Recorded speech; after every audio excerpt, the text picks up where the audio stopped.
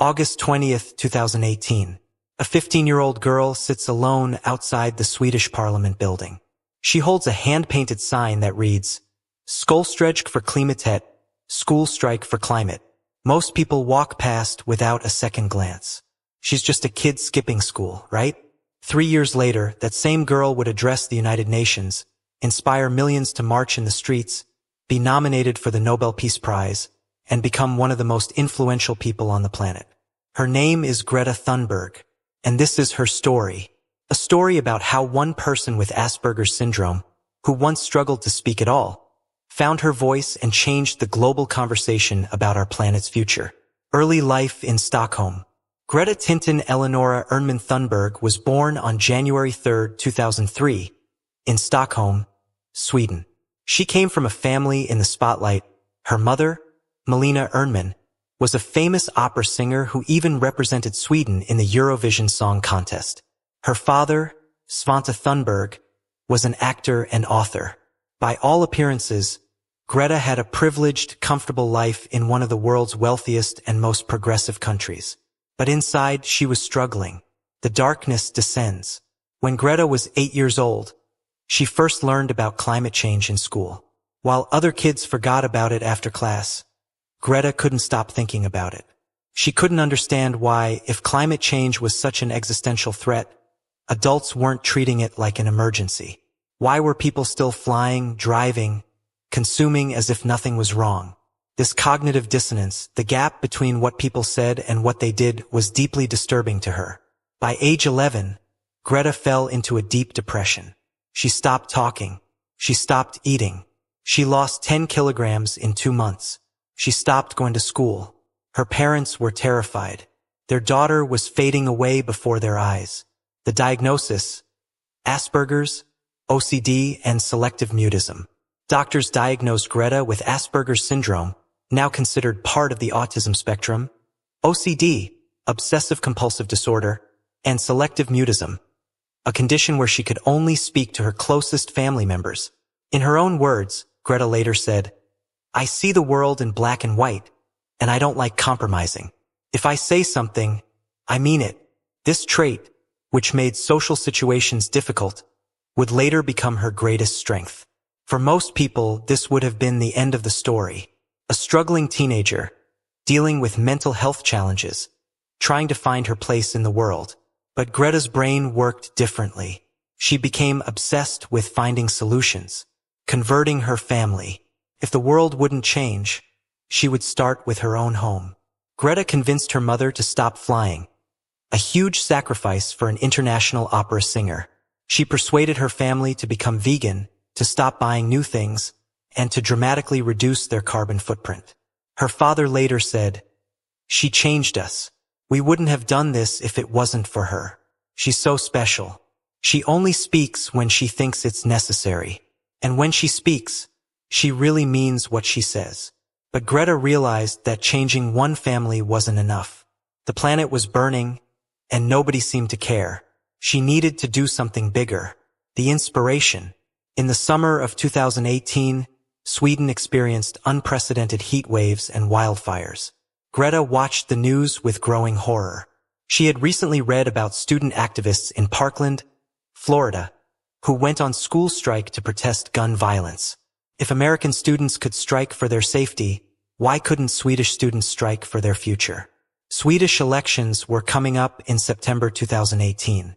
Greta decided she would skip school every day until election day to protest government inaction on climate change. Her parents tried to stop her. They worried about her safety, her education, her mental health. But Greta was determined.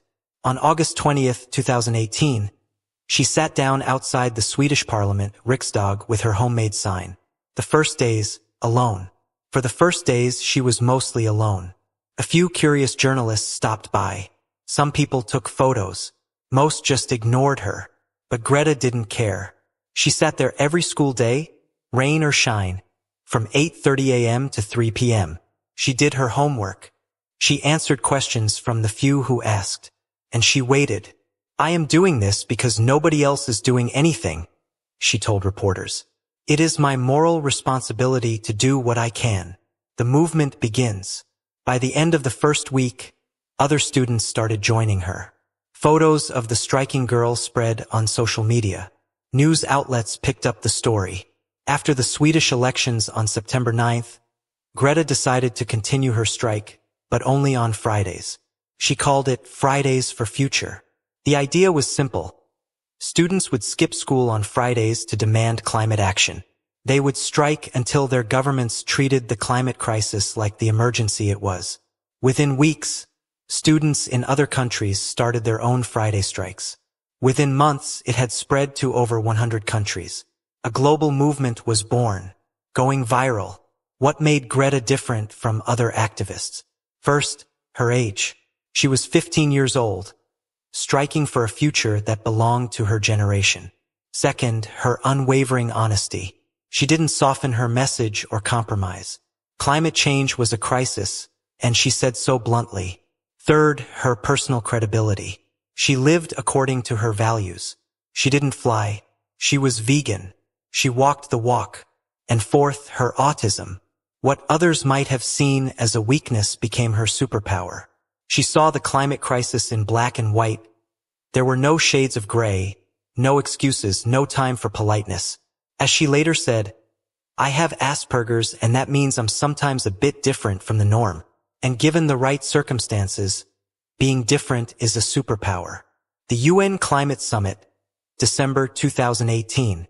Just 4 months after starting her school strike, Greta was invited to speak at the United Nations Climate Change Conference, COP24, in Katowice, Poland. Most 15-year-olds would be terrified.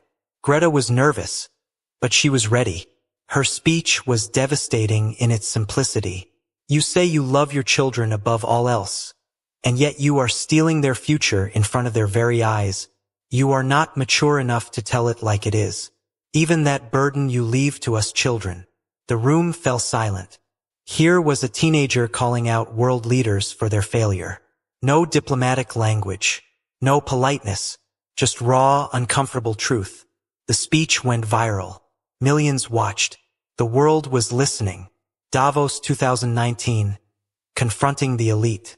In January 2019, Greta traveled to the World Economic Forum in Davos, Switzerland, the annual gathering of the world's richest and most powerful people. She traveled 32 hours by train because she refused to fly. There, surrounded by billionaires and world leaders who had flown in on private jets, she delivered another uncomfortable truth. I want you to panic.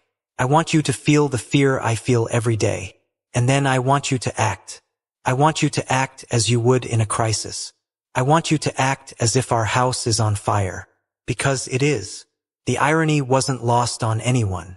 The global elite were discussing climate change while creating massive carbon footprints just to attend the conference.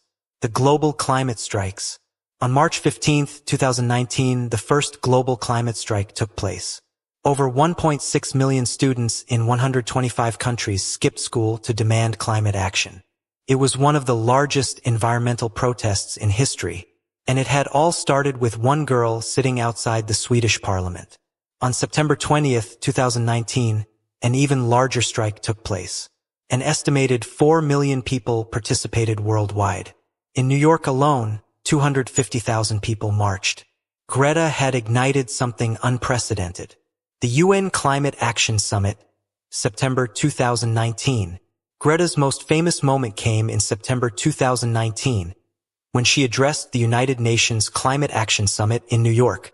She had sailed across the Atlantic Ocean in a zero-carbon yacht, a 2-week journey, because she refused to fly. Her speech was raw with emotion. This is all wrong. I shouldn't be up here. I should be back in school on the other side of the ocean. Yet you all come to us young people for hope. How dare you? You have stolen my dreams and my childhood with your empty words. And yet I'm one of the lucky ones. People are suffering. People are dying. Entire ecosystems are collapsing. We are in the beginning of a mass extinction, and all you can talk about is money and fairy tales of eternal economic growth. How dare you? Her voice broke with anger and frustration. The raw emotion was palpable. The clip was watched hundreds of millions of times. It became a cultural moment. Greta's face, expressing pure fury and betrayal, became an iconic image. Time Person of the Year. In December 2019, Time magazine named Greta Thunberg Person of the Year, the youngest person ever to receive the honor. The magazine wrote, "She became the biggest voice on the biggest issue facing the planet. From a girl who once couldn't speak, to the most influential voice of her generation. The price of fame. With global influence came global criticism. And the backlash against Greta was intense, often cruel, and sometimes disturbing. Climate change deniers attacked her relentlessly. They mocked her appearance. They called her a pawn being manipulated by her parents or environmental groups. They criticized her autism. Political leaders insulted her publicly. The president of Brazil called her a brat. Russian President Vladimir Putin called her a kind but poorly informed teenager. Then U.S. President Donald Trump mocked her on Twitter after her UN speech, writing, "She seems like a very happy young girl looking forward to a bright and wonderful future. So nice to see." The sarcasm was obvious. Greta responded by changing her Twitter bio to exactly that description. Conspiracy theories. Conspiracy theorists claim she was being controlled by her parents, that she was just reading scripts written by others, that she was being used as a propaganda tool. These theories ignored the obvious. Greta's passion was genuine, her knowledge was deep, and her commitment was absolute. Her parents later confirmed that they tried to discourage her activism, worried about the toll it would take on her health and education, death threats and security concerns. As her profile grew, so did the threats. Greta received death threats. Online hate campaigns targeted her. Her family needed security protection. For someone with anxiety and selective mutism, this must have been overwhelming. But Greta kept going, standing firm. Rather than backing down, Greta used the criticism to fuel her message. When adults attacked a teenager for speaking about science, it only proved her point. They were more interested in attacking the messenger than addressing the message. When haters go after your looks and differences, it means they have nowhere left to go, she said. And then you know you're winning. COVID-19 changes everything. In early 2020, the COVID-19 pandemic shut down the world. The climate strikes that had brought millions to the streets suddenly became impossible. Greta contracted what she believed was COVID-19, though she couldn't get tested at the time, and isolated at home. But she adapted. The strikes moved online. #ClimateStrikeOnline became a trend. Students held digital protests instead of physical ones. Greta also saw something interesting. The pandemic proved that governments could act quickly when they treated something as an emergency. Suddenly, drastic measures to save lives were possible. The corona crisis shows us that it is possible to treat a crisis like a crisis, she noted. We can change our behavior and adapt to new circumstances for the greater good.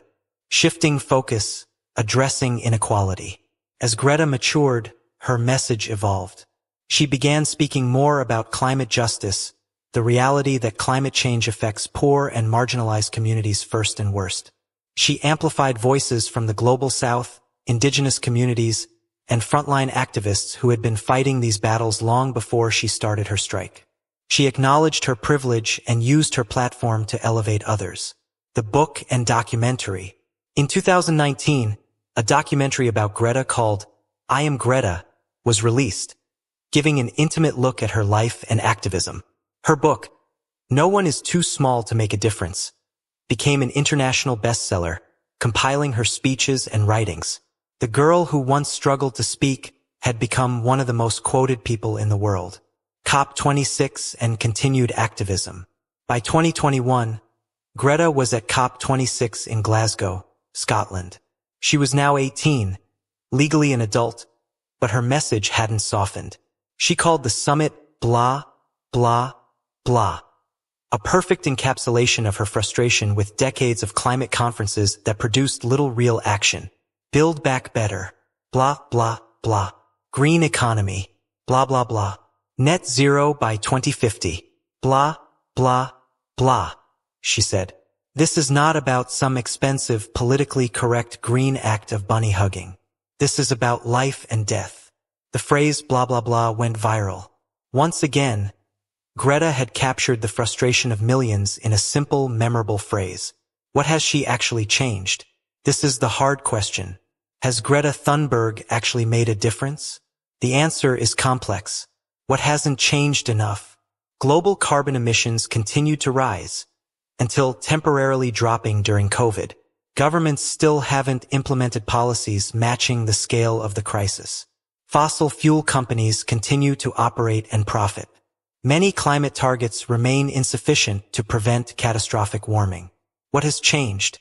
Climate change is now a mainstream political issue in ways it wasn't before 2018.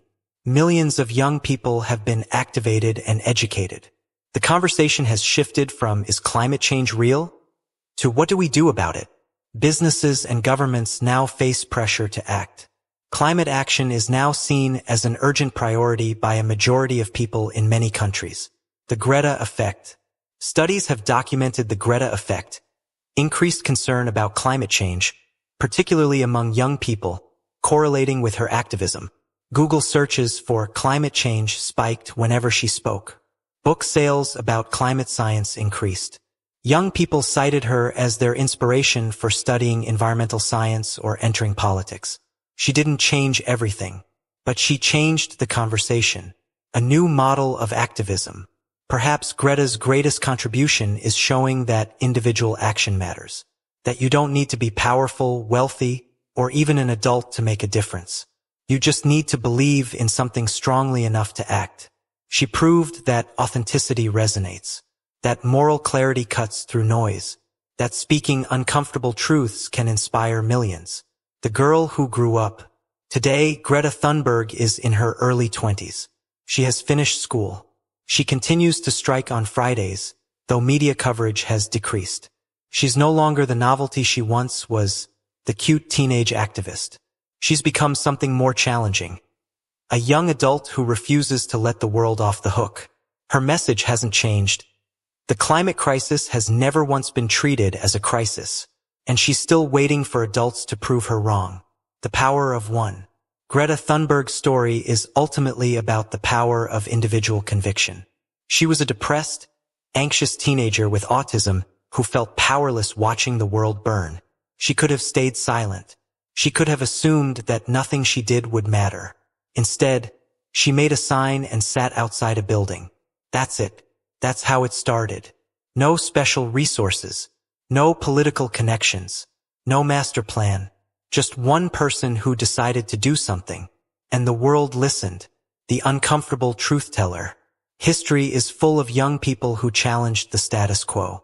But Greta is unique in how uncomfortable she makes people feel. She doesn't offer easy solutions or hopeful platitudes. She doesn't smile reassuringly and tell us everything will be okay if we all just recycle more. She tells us the truth: we're failing. Time is running out.